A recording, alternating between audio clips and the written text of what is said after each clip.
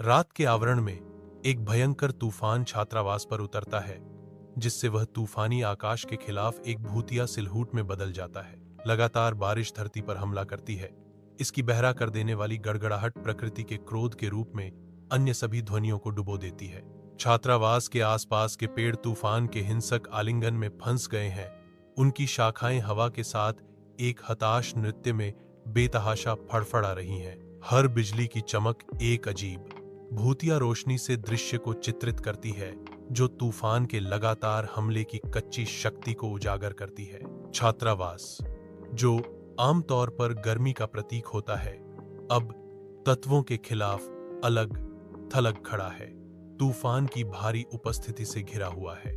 हवा एक बंशी की तरह चीखती है, पेड़ों से और इमारत के चारों ओर चाबुक मारती है, जैसे प्रकृति ही दुहक में चिल्ला रही हो। धुंधले कमरे में अंशिका अकेली बैठी है। लगातार बारिश उसके अकेलेपन को बढ़ा रही है। एक अज्ञात नंबर उसके फोन की स्क्रीन पर चमकता है, जो सन्नाटे को तोड़ता है। हिचकिचाते हुए अंशिका जवाब देती है। उसकी आवाज भारी शांति में मुश्किल से एक फुसफुसाहट है।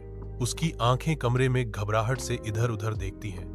हर गुजरते पल के साथ परछाइयां गहरी होती जाती हैं। एक निराकार आवाज गूंजती है, बाहर मत जाओ। अंशिका अचानक रुक जाती है। एक ठंड उसे जकड़ लेती है, क्योंकि वह कमरे को अजीब तरह से खाली पाती है। फोन से एक दुर्भावनापूर्ण चमक निकलती है, जो एक भयावह संदेश प्रकट करती है। मैं कमरे के अंदर हूं। अंशिका के गले से एक चीख निकलती है, जो तुरंत भारी गरज से दब जाती है। कमरा अंधेरे से भर जाता है, क्योंकि दरवाजा और खुलता है। एक ठंडी सांस अंशिका की गर्दन को सहलाती है, जैसे एक आवाज फुसफुसाती है, मैं हमेशा तुम्हारे साथ रहा हूं। कमरा अंधेरे में डूब जाता है, क्योंकि एक अदृश्य उपस्थिति अंशिका को घेर लेती है।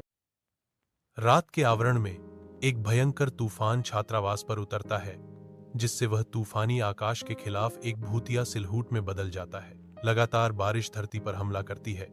इसकी बहरा कर देने वाली गड़गड़ाहट प्रकृति के क्रोध के रूप में अन्य सभी ध्वनियों को डुबो देती है। छात्रावास के आसपास के पेड़ तूफान के हिंसक आलिंगन में फंस गए हैं।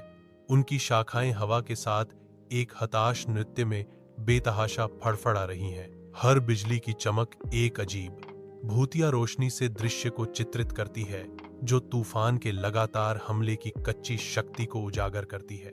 छात्रावास, जो आमतौर पर गर्मी का प्रतीक होता है, अब तत्वों के खिलाफ अलग थलग खड़ा है।